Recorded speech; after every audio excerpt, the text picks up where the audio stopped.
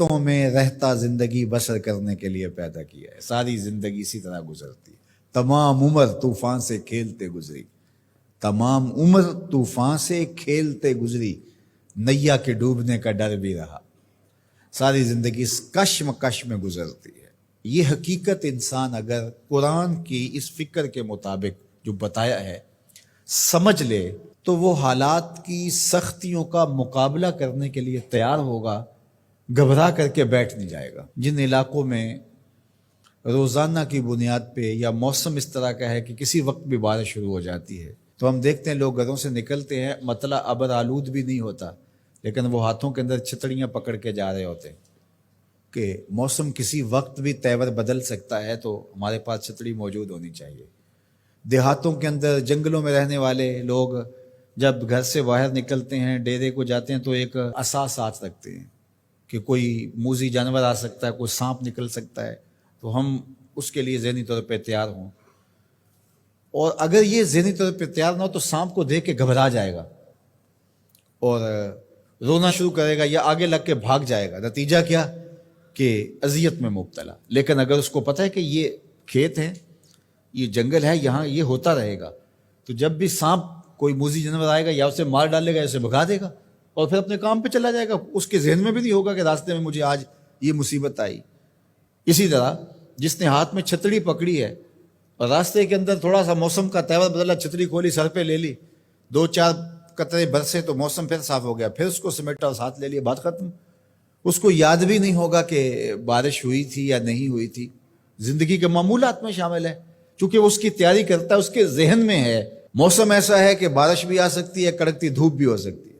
لیکن جو اس کے لیے ذہنی طور پہ آمادہ ہی نہیں ہے، اچانک نکلتا ہے تو بارش آ جاتی ہے تو پھر وہ گھبرا جاتا ہے، کبھی دیوار کے ساتھ لگتا ہے، کبھی کسی شیڈ کے نیچے ہوتا ہے، کبھی کچھ کرتا ہے، کبھی کچھ کرتا ہے، اور کپڑے بھگو کے واپس آتا ہے گھر، اور آتے ہی کہتا ہے مجھے گرم دودھ دو، مجھے تو سردی لگ رہی ہے، اس لیے کہ وہ ذہنی طور پہ تیار نہیں تھا، گھبرایا ہوا ہے، رنگ اڑا ہوا ہے، چہرہ زرد ہے، کیا ہوا؟ وہ میں نے سانپ دیکھا ہے وہاں،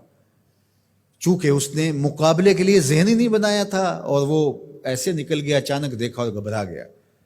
اسی طرح آپ کوئی کام کرتے ہیں کسی فیکٹری میں، ذمہ داریوں کا بوجھ آپ کے سر پہ، آپ کو پتہ ہے کہ یہاں مسائل ہوں گے، مصائب ہوں گے، 2 لوگ الجھ سکتے ہیں، مسائل ہو سکتے ہیں، کوئی خیانت ہو سکتی ہے، جھوٹ ہو سکتا ہے، لوگوں کا آپس میں تناؤ ہوگا، آپ ذہنی طور پہ یہ سارا میں نے فیس کرنا ہے، تو یہ جب ذہن ہوگا تو پھر آپ اس کو ایک روٹین کے عمل کے طور پہ کرتے رہیں گے تو گھبراہٹ نہیں ہوگی۔ لیکن اگر آپ اس کے لیے تیار نہیں ہوں گے تو پھر آپ کو بہت تکلیف ہوگی۔ تو اللہ تعالیٰ نے یہ پہلے ہی بتا دیا، ہم نے تمہیں ڈیزائن اس طرح کیا ہے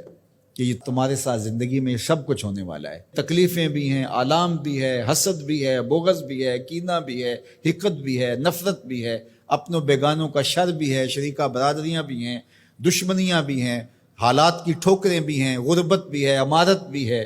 بیماریاں بھی ہیں، صحت بھی ہے، سب ساتھ چلتا رہے گا، زندگی کے ساتھ کتنا کچھ جڑا ہوا ہے، تو پھر اس کو گھبراہٹ نہیں ہوگی۔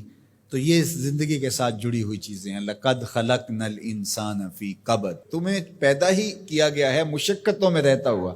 اذیتوں سے تمہیں گزرنا ہی پڑے گا، کشاکشی حیات کا مقابلہ کرنا ہی پڑے گا، دکھوں سے پالا پڑے گا تمہارا، ان دردوں سے بھی گزرنا پڑے گا، بلکہ ان آبلوں سے جی گھبرا گیا تھا، ان آبلوں سے جی گھبرا گیا تھا، دل خوش ہوا راستہ پرخار دیکھ کے۔ تو وہ تو پھر خوش ہوتا ہے بندہ مشکلوں کے اندر بھی، بندہ مومن کو تکلیفوں پر جو اجر دیا جاتا ہے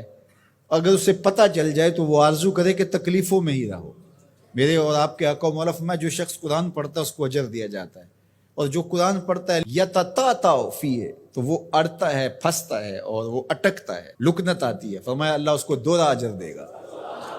ایک تو اجر اس کو ملا جو قاریوں کی طرح فر پڑھتا جا رہا ہے، اور جو پڑھنا چاہتا ہے لیکن زبان عجمی ہونے کی وجہ سے لکنت پیدا ہوتی ہے تو اڑ کے پڑھتا ہے، تو اللہ ثواب بھی 2 عطا کرے گا۔ اللہ اکبر! تو یہ اللہ کا نظام ہے، تو وہ محروم نہیں رکھے گا۔ تو جو تکلیفیں پہنچتی ہیں، جو آلام آتے ہیں، جو اذیت